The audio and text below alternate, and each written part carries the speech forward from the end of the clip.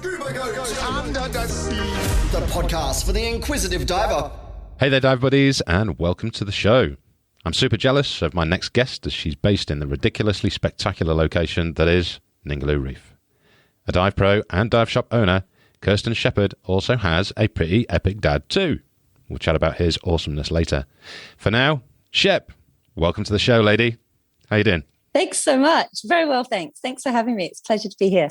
Good. And speaking of here, you're not here because it's freezing on this side of the world, or this side of Australia. We're starting to go into winter now, and I'm getting really chilly. How are you doing over that side? Still sweating. Still 40 degrees today. But looking forward to, unlike you, looking forward to it cooling down a little bit soon. Yeah. Sorry about that. Oh, well. We've got so much we can talk about in this one. We do. So much. But let's start with you. Where did the... I'm guessing I might know where the watery kind of scuba diving nudge came from, but where did it start? You could probably take a guess. So I'm originally from the UK, and both of my parents are marine biologists or coral reef ecologists.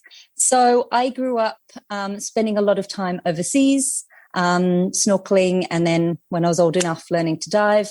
I was lucky enough to be able to do that in the Bahamas, not in the icy waters of the UK. Very fortunate there. So I started off years ago diving and snorkeling all around the world, and it just became a passion. For a long time, it was just a hobby, and I actually have a master's in forensic psychology, actually. So I used to work as a forensic psychologist in the UK, but realized after a while it wasn't quite for me, and I wanted to go down the diving route. And so several years later and a lot of hard work, I'm here in Western Australia with a dive company that I run with my partner. Yeah. And it's a location I've not been to yet, and I emphasize yet. But I'm super excited that I'm at least in the same country as where it is. Hopefully we'll get you over soon. Yeah. Now, we do have to mention that little island in Thailand, Koh Tao. Yes, of course. And you did your pro training there? I did my pro training there, yes. I was already a rescue diver with a few hundred dives under my belt over the years. But when I got to Koh Tao in Thailand, you know exactly what I'm talking about. There's a real appeal of this little island. It's got some great diving. It's got some, great community and nightlife as well. So what was meant to be just staying for a few months ended up staying into nearly 2 years on the island. And yeah, that's where I did my instructor training as well. Met some great people, and we have a lot of mutual friends. It appears so, doesn't it? I mean, we've not actually met yet, but just looking on social media, and it's all the same people. Got to have a shout out to the Rockto boys. All right, Westy. Yes, yeah. Hey, Westy. So from there, I guess I realised that the diving industry was something I wanted to pursue and stay into, and I knew if I didn't leave Koh Tao sooner rather than later, I'd never leave, as a lot of people have been caught in that. So came over to Western Australia while I could still get a working holiday visa, and actually started out working on a whale shark boat, but really wanted to pursue diving. So I met my partner, and we decided to start that up together. Happy days. And that was 6 years ago. Well, 8 years I've been in Australia, but 6 years ago we started up Dive Ningaloo. So I'm going for a little while now. Yeah. Because we only just missed each other on Koh Tao, because you left in the same year that I arrived, and I was at the dive shop just down the road from where you are, or where you were. Yeah, I think we had a 2-month overlap. Or yeah, there's like a bit of an overlap there. Yeah. Never mind. Mm-hmm. And it was the same thing. I mean, I went there I went to Southeast Asia to start a diving trip for 6 months on my own, just legging it around, doing some diving, and I got to Koh Tao and never left. I think it was 4.5 years later when I did actually leave and go to Papua New Guinea. Well, Papua is a beautiful place as well. Yeah, yeah. So, so we've gone from Koh Tao over to Ningaloo, and you started, what year was it you started on Dive Ningaloo? What year did you open? It was 2014 that we registered and started up. There's a lot of paperwork involved in getting a dive school up and running. So, getting licenses and accreditation took a while. Yeah. So that took nearly a year really to get everything up and running. And the boat we bought was a doer-upper. In that, it was a good price, but it needed a lot of work doing to it. So a lot of the year was actually spent refitting the boat, refurbishing everything and getting it sort of ready for diving and capable for diving. So I remember actually the day before our first charter, we were just laying the carpet, getting the final touches in. So it was definitely a process getting to where we are now. Yeah. Excuse me. I bet it was quite unnerving as well, eh? Opening up for your first time and getting your first customers on board. Absolutely, yes. And obviously you wanted to give everyone the best day possible. And so, it is very nerve-wracking knowing that you're doing everything right. We know the diving here is great, so that sells itself. But, just making sure that we had everything in place beforehand, the right equipment and everything. So, very nerve-wracking, but I fell into the swing of it pretty easily. Yeah. Well, come on then, paint a picture for me, because Ningaloo Reef is off Broome, correct? No. There you go. See, I told you I wasn't going to look at it. You've done your research. I wasn't going to look at it because I just want to get it firsthand from you.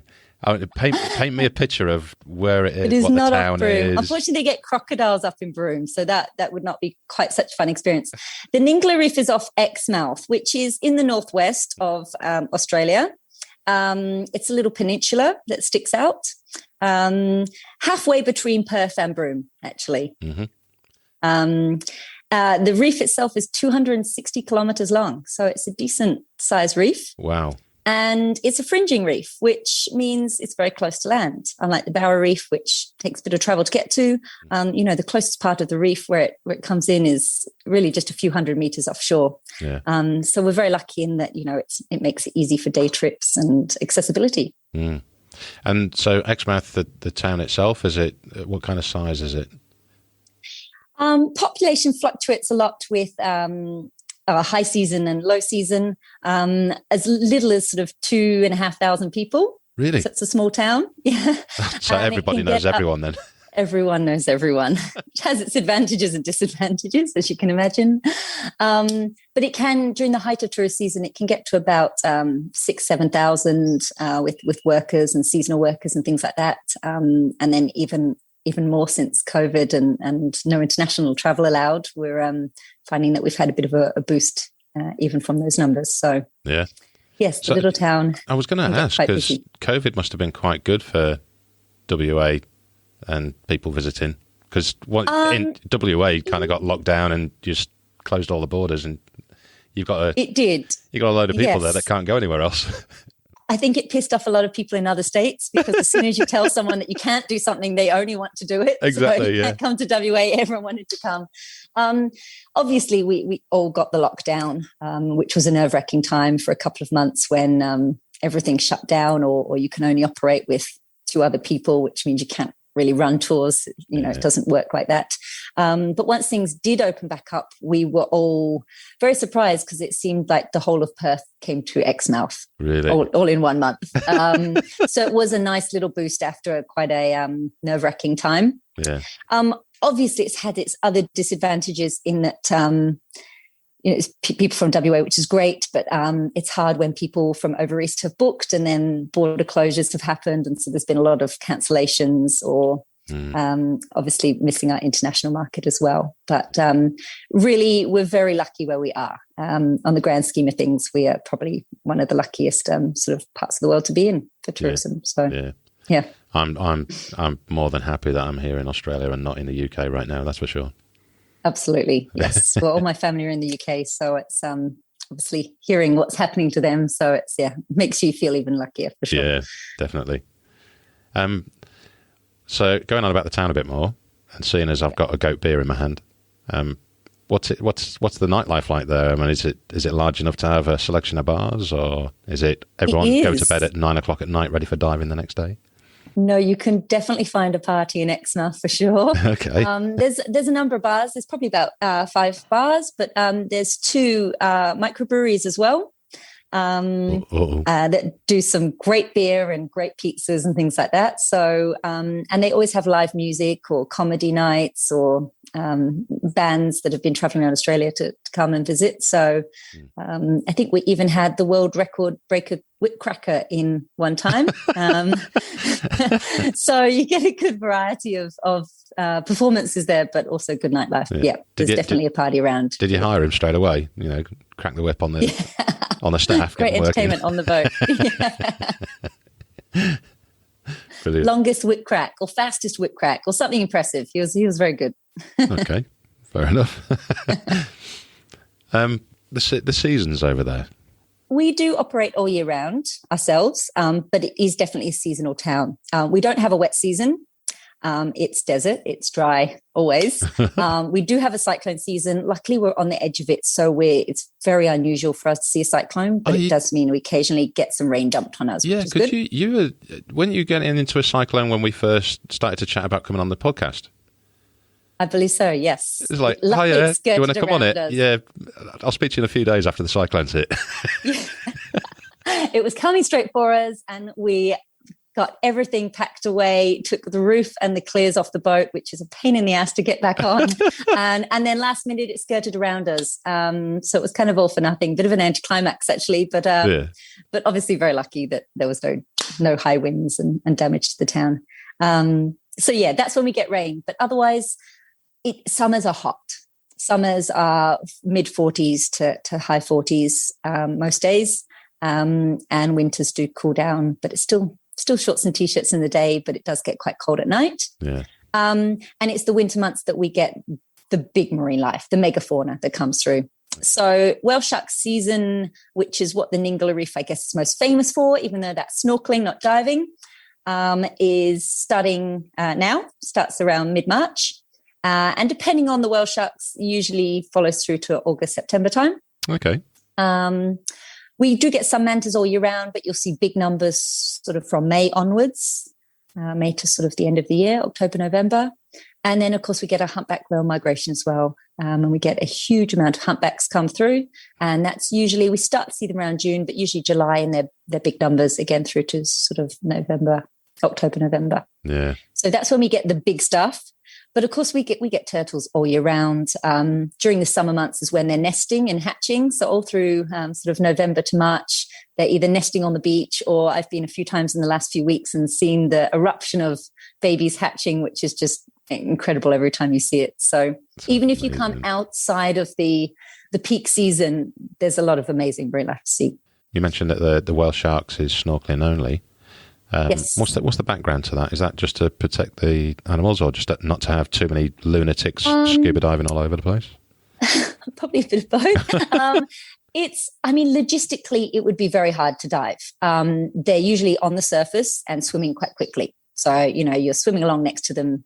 If you had scuba gear on, that would be pretty difficult. Yeah. Also, most of the people who get on the tours, are generally snorkelers, not divers. So it makes it a lot more accessible to everyone. Gotcha. But I guess sometimes the whale sharks do dive. You're out way off the reef, possibly in 100 meters of water. If they start to dive, you'd get people following them down, and that could be a disaster. So snorkeling's just logistically much easier. In and out the water, you hop in and out several times, chasing after the shark, and it's on the surface. So, yeah. And are they migratory adults, or are they juveniles like you see in? They're mainly juveniles. We do get some bigger ones, but majority of the ones you see are juveniles, around that sort of 5 meter mark, and majority are males. Again, you do get females as well, but a lot of research going into where they go outside of the whale shark season, and why just the type that we get, why the juveniles, where are all the breeding females. So they're doing a lot of tagging and things to try and figure out where they are. Well, you guys are tagging, or is there a team down? No, there is organisations that do tagging, yes. But the spotters that work on the whale shark boats can also remove the tags if they do see whale sharks with them, and collect them as well. Okay, yeah, sounds cool. Project. Yeah. So Does mum and dad get involved in that at all? Not in the whale sharks. So I did work on whale shark boats when I first got here. Yeah. But as I said, missed the diving, and they're mainly coral reef ecologists rather than megafauna. So they love the reef, and that's what they're really interested in. Give them a piece of a coral over a whale shark any day, for sure. Really? Yeah. There's some great coral here too. yeah, I'm sure. I just realised I hadn't put you on Do Not Disturb, so I just sorry. You'd be buying a case of goat if that went off, you know. Glad I caught it in time. Surely that stuff's only cheap. It is actually. It's classy beer. Well, I say cheap. It's like $20 for 6 cans. Which, when I got into Australia 3 years ago, I'm like, $20 for 6 beers. That's outrageous. You know. Yeah, you could get 20 changs for that. Exactly. Yeah. It's so pricey over here. But it's even more expensive over there, isn't it? On the west side. It is. There is, we joke that there's a bit of an exchange rate at the WA border because WA is a bit more expensive. I think it's all relative with oil and gas and things. Some people are earning some big wages over here. So, but yes, it does make things sometimes a bit more challenging. Yeah. Well, I suppose logistically as well, because if you're that far away from Perth, because you've got to fly from Perth, haven't you, to get up to Broome and then come down to you guys. Is that right? You can fly directly from Perth to Exmouth. Okay. It's under 2-hour flight, an hour and 45. Qantas fly. And during the peak season, there's 2 flights a day. So it's pretty easy. If you drive, it's 1,260 kilometers. So it's going to take you a good full day to get there. People usually stop off on the way, like stop off at Kalbarri or Shark Bay on the way and split it over 2 to 3 days. But I have done that trip in one day many times, really? Too many times, and it's an easy drive because it's long straight roads, but of bush. So See, now that's where a Tesla would come in handy. Stick it in, drive, and just go, and you can have a little siesta en route and not have to worry about it. Sleep, watch a movie. Yeah, I think that's what they were designed for. When I do come over, I'm gonna fly. I'm not doing 1,200 miles. It's much easier. Yeah.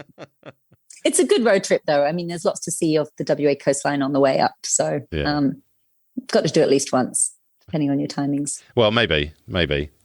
I wouldn't say got to, just right now. I've just got to get there first. But yeah, flying's easy. And the airport's 25 minutes out of town. So it's, cool easy. beans. Now, we did briefly touch on the point. You've got some exciting stuff going on with Dive Ningaloo. Like a little boat coming in. A little boat, yes, we do. Or not so little boat, I should say. The biggest of all our boats, but 24 meters, so decent sized boat, catamaran. So our new project, we are launching a liveaboard. Something we've been talking about for a while. And then just the right boat came along. The timing wasn't right with COVID. We bought the boat. 2 months later, we went into lockdown and we're going, what have we done? No, it's an exciting project. Again, a doer-upper. We seemed to be a big fan of it at the time. And then when we're actually doing it, we're like, why did we choose this again? But, obviously it's financially, buying a boat that's ready to do up. Not only is it financially the better option, but you can also then pick how you want it to be done. Exactly. You can design it. You've got a blank slate to start with. You can put your own stamp on it, can't you? Exactly. So that's what I'm telling myself right now, that we're in the process of doing it up. This is the preferred option, honestly. So we bought her, back in January. And then obviously just she sat in over East for a while as we couldn't get her. And then we had a great fun trip middle of last year, bringing her from Cairns round, which we bought her in Harvey Bay, bringing her around to Exmouth, and we got to stop and see the beautiful Kimberley on the way around and made a great trip of it. So we're still getting the equipment ready and everything on her, but if all goes to plan, then she will be ready to run our first charters at the end of this year. We're launching in December. Amazing. And how many other liveaboards are in the area? There's another liveaboard in Coral Bay. It is a smaller one. It's a sailing boat, and they do diving and snorkeling. So we're hoping to just we're doing dedicated dive boat only, 7-night trips, 4 or 5 dives a day. So some nights there will be a night dive included as well. So to really get a good diving fix throughout the week. Otherwise, there's no others in this area. There's a lot of liveaboards up in the Kimberley, but there's no diving up there with the crocs and the ripping currents. So they're all sightseeing ones. So there's definitely a gap in the market. So for sure, because the Kimberleys, you can only dive it is it 6 weeks out of the year or something like that? I know there's a couple of dive boats that do go out there, but a very small window. They typically, as far as I'm aware, there's no diving because they still get sort of their 10-meter tides and whirlpools, which we witnessed when we were bringing the boat round. If you've ever been in a whirlpool, it's exhilarating, to say the least. The Rolly Shoals has got diving as well. That's the one, which is out off Broome. That's the one off Broome, not the Ningaloo. See, the geography's still off. It's the Rowley Shoals I was thinking of. Yeah. Yes, yeah. So you're effectively going to be the only dedicated scuba diving liveaboard in town? Yes, correct. Yeah. Awesome. And it's going to be 9 double cabins. They're being built and all en suite. They're being built, you hope. Exactly. All en suite. So nice high-end luxury, doing it well. Nice luxury high-end liveaboard, hot tub on the back deck, cocktail bar, very civilized. Everything you want when you book a diving holiday. Nice.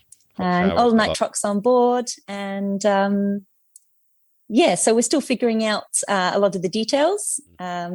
So I'm releasing some more details soon in the next couple of months once we finalize pricing and itinerary and things like that. But in the next couple of months, people will be able to start booking. Awesome. Well, in that case, looking at this calendar that I've got in front of me here, so I want to see whale sharks, because the missus has seen whale sharks over your side, but just snorkeling, never on scuba. So it's possible to see one if we're going to do liveaboards. You never know.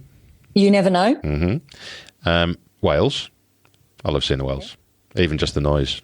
I just think instantly of finding Dory. It's great. Mantas, dolphins. Okay, July. July is a good month to get them all, to get the big 3 for sure. Okay. Yes.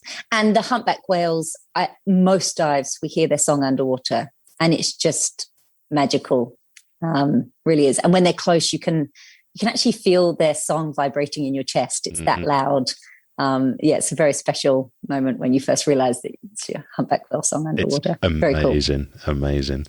I've only experienced them in South Africa where it was really shit viz, but I had my camera on record, ready to go, just in case they passed by. And I left it running, and all you can see is shit viz. But you can hear the noise, and it's just so relaxing. It's an amazing sensation. Is that your sleep sounds that you fall asleep to? Oh, it's ingrained in my brain, I tell you. I don't even need to turn it on the phone. It's in the brain. Well, I have been on dives and had a fright when I look up and there's a humpback whale swimming past me. I knew you were close by, and then all of a sudden they pop up. So, and they're massive. That's really quite something to see underwater. But it does sometimes happen. They're curious and they just see your bubbles and swim past you and check you out and then swim off. So yeah, there's been some amazing photos taken over there with the humpbacks, isn't there? Yes, there has. Yes. Well, I know. Who was it that had one? Was it Davey Palfrey that got some awesome shots, or was that Tonga? I can't remember. Well, Tonga's a hot spot as well, isn't it? Got some wonderful do you know Davey Palfrey? Davey Palfrey? I don't. You don't? No. Oh, he's another Kotai guy. He's now in Bahamas, where you started to dive. Oh, okay. He's doing the Bimini shark thing. And tangent man here, going away. Who's the other guy? Alex Kidd. That's the one. Yeah. He's got some amazing photos out there, hasn't he? Does.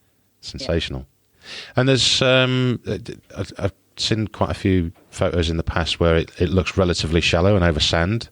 And there was it tiger shark I saw? Or maybe some leopard sharks. Tigers, yeah. Really?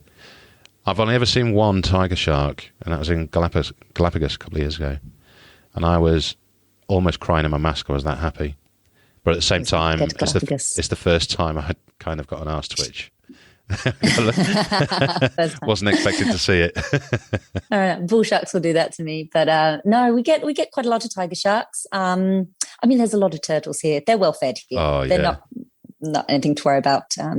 But yeah, we see them on dives, and yeah, they're beautiful, very curious, very placid. Yeah. Nice. I'll be happy with that. Even get the odd hammerhead here too. Really? Great hammerheads and scalloped. Yeah. Happy days. So that's the beauty of the Ningaloo. You never know what will turn up. Yeah. It's still getting surprised after 8 years of diving here. I'm still seeing new stuff, whether it's little nudibranches I've not seen before, or whether it's hammerhead swimming past me on a dive. It's still stays special. I love seeing macro. I love all of it, but we do a lot of macro diving around here, and the missus Jazz, she's not that interested in macro, but I caught her. Was it a couple of months ago? We were on a dive just off Kernel, and I just happened to look over to see what she was up to, and she had a GoPro filming a nudibranch. And I've not let her forget it, and I'm never going to let her forget it. The GoPro on the nudibranch. It's brilliant. I wonder how many manta rays and sharks I've missed just swimming over the top of my head while I'm staring at this little nudibranch. Yeah. We had I was working with a DM years ago. In fact, bloody hell, it was Koh Tao. And we were off the deep side, if you can call it deep side, of Twins. And I'm a little bit further out from him, and he's literally got his face in the wall looking for nudibranchs. He's one of those that he just loves the macro. And all of a sudden, this shadow comes over, and there's a whale shark. So I'm dinking the tank, ding, ding, ding, ding, ding. And I'm looking down, trying to get Stephen, trying to get his attention. And he whips around looking, and he scowl through his mask and then straight back to his macro. What are you disturbing me for? Yeah. Like, completely oblivious. Look up here, you bloody idiot. Oh, yeah.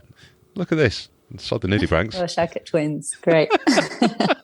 My very first whale shark I saw was at Green Rock in Koh Tao. See, that was quite a hot spot, actually, Green Rock. Yeah, okay. Yeah. Ripping current. I powered through my eir as I'm chasing past after this thing. It was great. Going back to the liveaboard, let's do a Scuba Goat trip next July. Okay, let's do it. Sounds good. Yeah. I've got lots of peeps that would be keen on that. There's a couple that will be listening to this podcast that have just been on at me for the last couple of months. When do we go? What should we do? When's the best time to go? Finally. Who do we go with? Blah, blah, blah.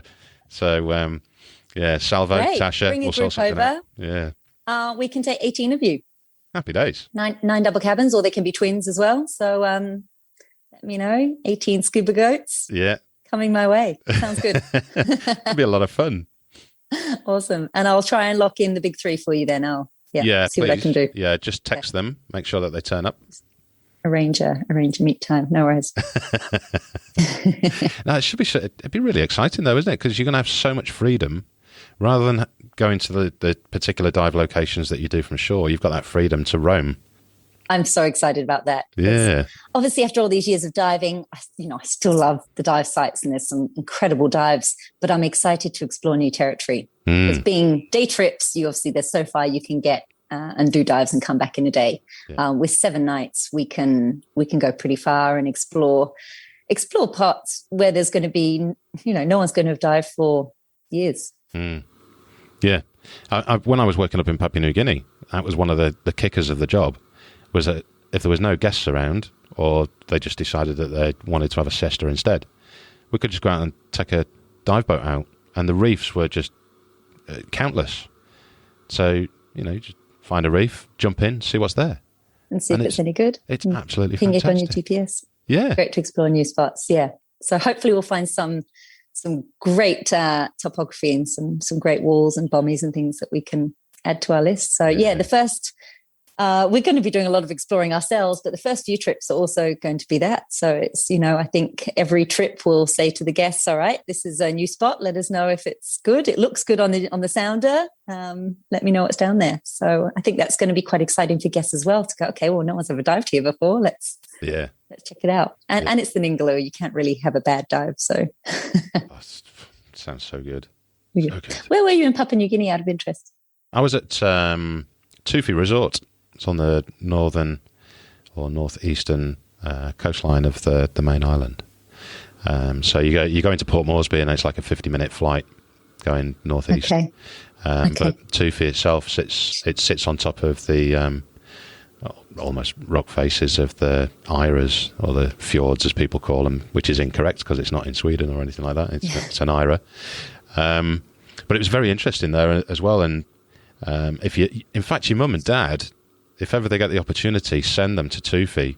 If they're coral heads, they will absolutely bloody love it, because it's got almost like 3 stages of perfection to deterioration by man. So right in close to land, it's all been overfished by the local villages, and all the rubbish has gone in over the years. So you don't have mass amounts of big species, and the coral tends to have a lot of algae on it, and it's almost dead, you know. But then you go the inner reefs, which are about 4K offshore, and there's nowhere near as much algae, but a few more fish and a few more big stuff. But then you go to the outer reefs, which are 20K, and it sounds like a hell of a journey, but you know, if you're not there in wintertime, then it's glass flat anyway. You get out there, and you'd be forgiven for thinking that you're jumping into virgin water that someone's never seen before. It's beautiful. Nice. And the corals, your dad just probably would want a main line to the boat and just stay there forever. It's a fantastic location. Well, you're right in the Coral Triangle there. So 18 months ago, my partner and I went to Papua New Guinea. We went to, back when we could travel, pre-COVID. We went to Kavieng. Oh, yeah. And we went to Rabaul, where he was born, actually. Was he? And so, yeah. So did a few dives around there, and yeah, the coral's stunning. Yeah. It really is. Yeah. There's quite a bit in fact, Kavieng, did you do dolphins and stuff like that? Is Kokopo up that way? Kokopo. I think it might be. Perhaps. Sounds familiar. There's quite a few. Come to me in a moment. Quite a few small islands off the coastline, and some shallow wrecks and stuff like that. Yes, yes, a lot of Japanese planes and wrecks. Yeah. Well, Tufi, if you imagine the coastline between Tawali, which is the furthest to the east along the main coastline of Tufi, of Papua New Guinea, and then Tufi, between the two is the famous blackjack dive, the World War II wreck at 48 metres. And that's a dive and a half. It's beautiful. Good one. Yeah. Okay. But I've not done Kavieng yet, though. Oh, beautiful place. Yeah, highly recommended. Yeah, really nice. After the Ningaloo. Yes, yeah. Well, we'll do a scuba goat trip to the Ningaloo, and then we'll do a scuba goat trip to Tufi, Tawali, and Kavieng. There you go. Done. I'll join you on that one. Excellent. Now, what I did want to ask is, or just give a bloody good shout out to all you guys over on the West Coast, because it was not too long ago that the Subsea 7 proposals were withdrawn, weren't they? Correct. Yes. I'll let you backfill that one. I'll just have another scoop of goat. Subsea 7 was a oil and gas project, basically, to build a bundle pipeline onshore, and then launch it via a small sort of railway type line into the water, where it was then floated out to various gas platforms off the coast. Where they were looking at doing it was in the Ningaloo Gulf, Exmouth Gulf, and it's a real nursery, the Exmouth Gulf, and there's a lot of research not done on it. You know, we're still finding out that there's actually some endangered species of sawfish in the Exmouth Gulf. It's a breeding ground for dugongs and humpback whales. So, of course, there was a lot of concern what this would do to the local environment. So there was a big push from Protect Ningaloo and the Cape Conservation Group to really get it out to the public knowledge, and to actually get the EPA, the Environmental Protection done on it. Basically, they decided they needed more information, and then Subsea 7 did pull out. But I did do my fair share of banner waving and things like that at the time, just to raise awareness of the area, because Exmouth Gulf is a spectacular place, and actually we do dives in the Gulf as well. A lot of soft corals, we get sponge gardens and things like that. And there's some incredible marine life. The visibility is lower, but you can see very clearly the diversity and the amount of marine life, and especially juvenile fish and mammals as well in there. So it's obviously it's a very sensitive subject in that two sides of it in terms of jobs and development of Exmouth. But for me, it was definitely a win for the environment. Yeah, definitely. Well, there is two sides to it, but Sodom. Sorry, people hate me for that. I don't care. If we get rid of everything in the oceans, then there's nothing left of this planet anyway. So, And I feel that's a bit of the appeal of Exmouth. There is a lot of small, quaint, lovely towns in Western Australia, but in the northwest, it is dominated largely by mining and oil and gas towns. So, we're one of the last few towns in the northwest that has that as one of the major industries. Tourism is a major industry, so it's I think it's nice to keep it that way as well. It's, right. Keep it that way forever. Yeah. They can go and do their oil and gas stuff elsewhere. Well, so they've moved on. So I'm sure they found somewhere else where they'll do it, where there's already the setup as well. Perhaps. So So it definitely was a win for tourism, and also, of course, all the marine creatures here. Yeah. Happy dugongs. Yeah, it's not like they can get out of the way too quick, is it? No. Hey, what I didn't ask was, quite a few questions actually that I got from a lot of people was about accommodation over in Ningaloo. Is it all hotels and guest houses and that kind of thing? Huge variety. You've got luxury resorts. You've got hotel, motel style options. You've got campsites in town where you can get either a chalet or obviously camp if you've got a tent or a camper van. And then down in the national park, so the Cape Range National Park is just a 30-minute drive from Exmouth over to the west side of the Cape. And there's some amazing bush camping in the Cape Range as well, and just snorkeling right off the beach there. So a big range for those of you that want the bush camping, or those of you who want the resort with the pool and cocktails, and everything in between. Happy days. So lots of options, and of course heaps of holiday homes at the moment as well. So At the moment. At the moment, that's another story for another day. So where's it all heading, Shep? What's the long-term goals for Dive Ningaloo? The Dive Ningaloo. Put you on the spot now. Yeah. Okay. Well, we're very happy doing our day tours, which our boat goes out every day and dives Murin Islands, Ningaloo Reef, Lighthouse Bay. We also have the exclusive license for diving on the Navy Pier, which you may have heard about the Navy Pier. I forgot to ask about that. Yeah. Constantly voted one of the top 10 dives. It is incredible because of its diversity. That's what it's very famous for. It is a lower visibility dive. If you've got 8 meters, it's a good day. Average is about 5. But the sheer amount of fish life under there just trumps any visibility. I was watching I did a bit of Facebook stalking earlier today, and I had a look at one of the videos from a few months ago, and it was, I don't know, a journalist of some sort that was going for a dive there. And you've got a grouper there. We do, Queensland grouper. It's a little bit big. 150 kilos.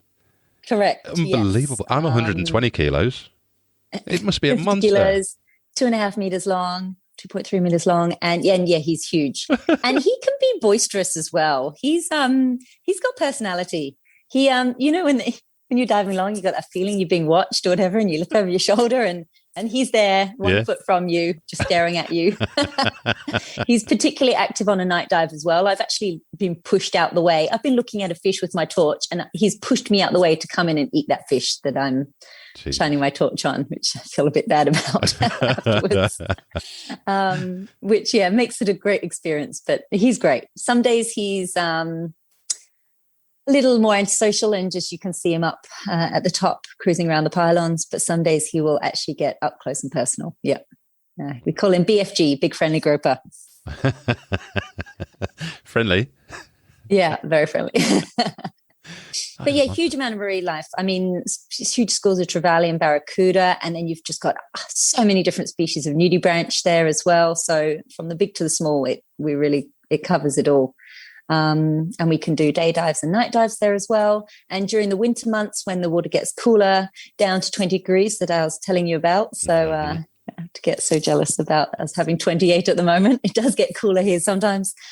We get our grey nurse sharks coming through as well. So a decent population of those under the pier. So and regular sightings of those. So most trips. Yeah. And you've got exclusive diving there. We do. Yes, we do. That's a very good very fortunate. Feather. Yeah. Yes, it is. Yeah. And certainly a good way to control the amount of divers in the water as well. And absolutely. And you also, I mean, it's a sanctuary. So people, driving past in boats have to pass quite some distance away. So it is protected. It's actually an active military base as well. So we're limited on the number of people we can take, because obviously it has to go through defence land and through secure areas. Yeah. But, being a sanctuary zone, you really tell, there's huge blue bones down there and coral trout. And often the divers are looking around and looking at me and rubbing their bellies. And I'm like, yeah, no, you can't take him. So. You can't have these ones.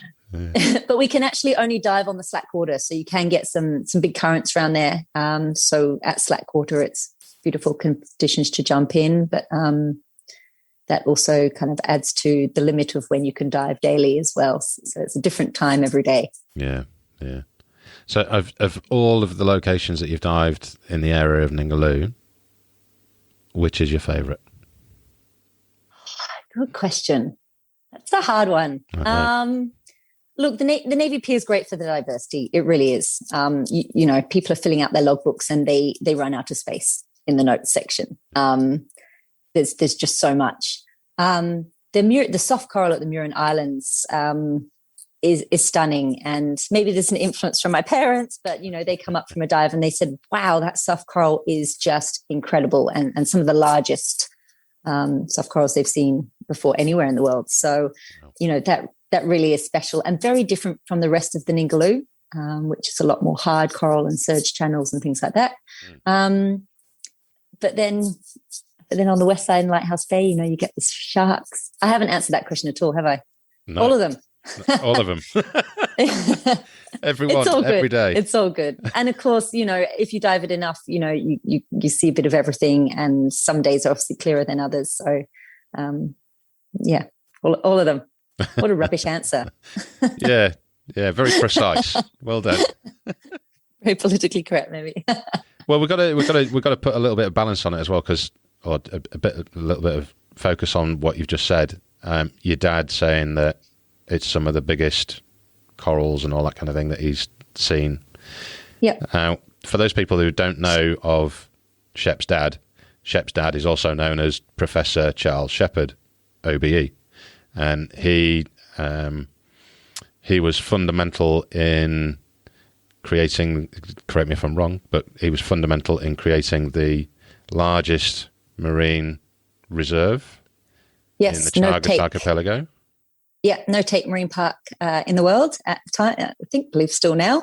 In the Chagos Archipelago, my parents have been there for decades, spanning sort of 4 decades of work there. Wow. They still go every year. Obviously, they haven't been last year with COVID.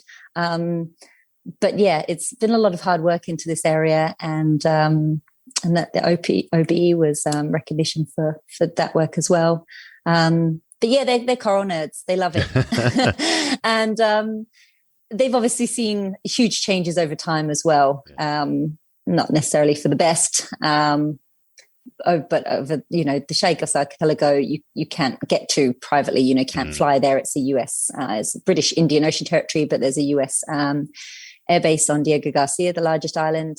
And although you can sail there from maybe Seychelles, it's a long way away. It's in the middle of the Indian Ocean. So you can't get there. So it really, at the start of their career, diving there was pristine. Yeah. And for anyone that doesn't know the Chagos Archipelago, It's Chagos. Just Google it and look on the maps to see where it is. It is literally in the middle of bloody nowhere. It really is. Yeah. So yeah, hard to get to, which has obviously helped keep it pristine. But being no take, they still have a lot of fish boats coming over, so it is patrolled. Good. To ensure that it is. Yeah. Yeah. Unfortunately, not such a great story for the coral reefs there, due to warming. Really? Sea temperature level rises.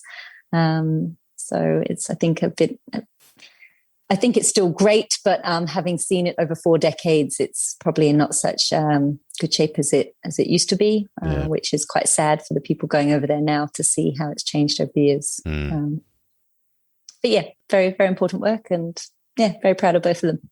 So you should be. I'm sure they're very proud of you too.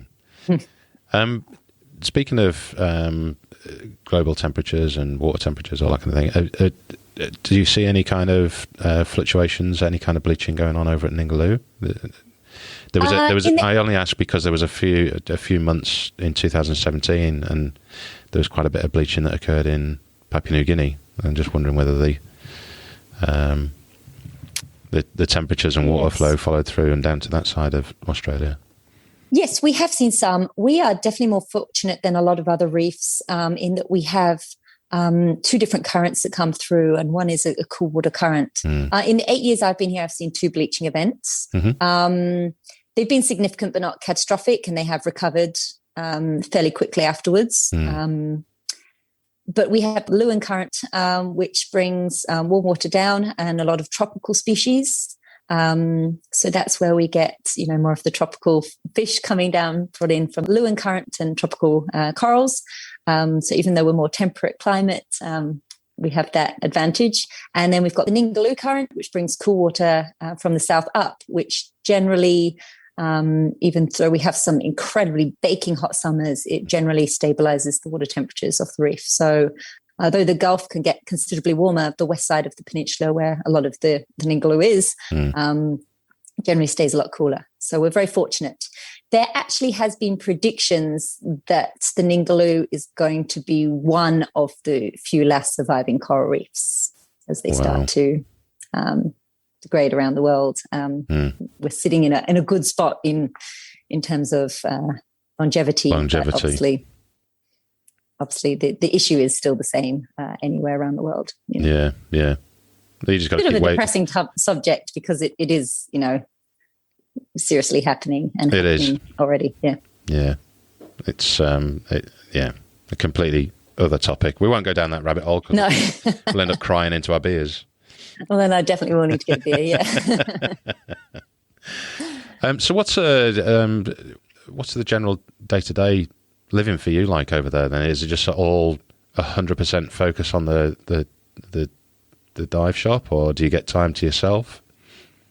It's about finding balance, and I have struggled with that over the years. When I started out, we were obviously a very small company, so I was pretty much, when the first 2 years of operating, I was on the boat every day, answering phone calls on the flybridge of the boat, taking bookings for the next day. As we expanded, I got someone to answer the calls during the day, and then it got to the point that, office manager required, and that obviously just made everything a lot easier. But, as your business progresses and gets bigger, when we got the Navy Pier license, our little dive school also went boom and became a lot bigger, and more word got out about us, and we got busier. So I do very much try to keep the balance. At the end of the day, you don't become a dive professional, or open a dive school to become rich. No. As you know, as a dive instructor yourself, you do it for the lifestyle. So it's always about managing that lifestyle. So I do make sure that I get out diving at least a couple of times a week on tours, and try and minimize the amount of paperwork to be done. But again, in any business, there's always paperwork to do. So finding the balance and still keeping diving. Now, I do have to ask as well, because obviously I've looked on your website, and within your little team, you have a dude that looks like he could be my best friend straight away. Skipper and chef Joe Reynolds. He's cooking up a storm on the boat. Kicking up a storm. Yeah. I need to update my website. Joe doesn't work on. Oh, come See, on. I haven't got the time to update the website. That's it. I'm not coming now. Job I need to do. There's no snags on the barbie. I'm not coming. We do still do the barbecue. Yeah, Joe was actually a chef as well and a skipper, so it was perfect. He was always on barbecue duty. But no, we do a barbecue on the boat every day. Aussies love a barbecue. So, I mean, barbecue and diving, what a great combination. But also the international tourists, it would just be a bit of a novelty as well. You know, you've got your German backpackers, they're like, a barbecue on a boat? Who would have thought of this? Yeah. Best thing ever. Better than a soggy butty with some sad lettuce, isn't it? Absolutely, yeah. A hot dog and slaw, definitely any day. Well, it's one of the things I was actually at the gym earlier today. I got hold of the manager, and it's a huge gym. And I've asked her to find one of their members of staff that is possibly a diver, but more importantly, a nutritionist, because I want to delve into the calorific burn rate that we have when we go diving. Because I posted about it a few times, and people are very surprised to hear how many calories you burn just in 30 minutes of being submerged. Absolutely. Isn't it the equivalent to like an hour dive is equivalent to an hour workout or something like that? Yeah, I heard that. Most analysis or reports are saying between 680 and 720 calories for an hour submerged, which is crazy. And of course, that's why I have 2 breakfasts on days I'm diving. It makes hell sense. Yes. That's why I saw Joe and fell in love with him straight away because of the snags. I assume it's all the off-gassing as well that burns all the calories too, because you're not moving a lot underwater. No. It's definitely far easier than doing an hour workout. So yeah, pick that over the gym any day. It makes sense as well, because I don't know about you, but when I was working hammer and tong in the industry every day, teaching every day for a number of years, you know, I'm sitting here at 120 kilos. I was 93 kilos back then. The weight just fell off. You know, just no time to eat. A lot, work hard. Oh, yeah, I was the fittest I've ever been when I was working Kotal, 4 dives a day. And then, of course, so on our dive boat here in the Ningaloo, we have a compressor and banks on board. So there's no carting of cylinders. But you may remember very well, you may still have nightmares about it, pulling back up at the jetty in Kotal, and there being sort of 5 other boats between you and the jetty, and you having to carry 50 tanks over those 5 boats. I did that a few times, but then when I was working at Big Blue and we could get to home via the beach, it was great. But then when the compressors broke and all the tanks had to come back to land and then get refilled, and you're looking at 120 to 150 tanks getting shipped just one way. It's crazy. Yeah. We were muscly then, carrying all those tanks. Yeah, even the women were meatheads.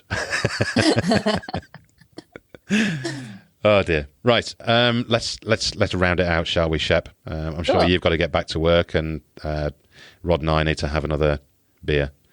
It's 5 o'clock now, and it's definitely time for me to have a beer too. Good on you. Good on you.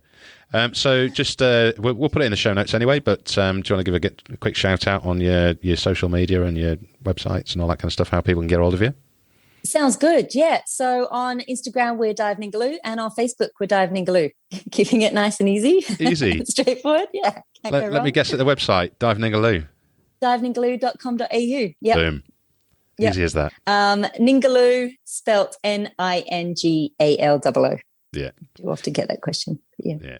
Okay. So like us, follow us, and I will obviously share this podcast once it's up and online. You share it far and wide. You can even put, I tell you what, I'll give you the embed thing so you can place it on your website. Now Joe's gone, you could probably put it there. Okay, done. Where his spot used to be. Scuba Goat instead. Done. Yeah. And no, in all seriousness, let's do a liveaboard next July. That would be great. Love to have you. Do we get special prices? Sure. We'll talk about that later, shall we? I answered that too quickly. I haven't even had a beer yet. Well, I'm going to have a beer to celebrate that one. Shep, it's been an absolute pleasure.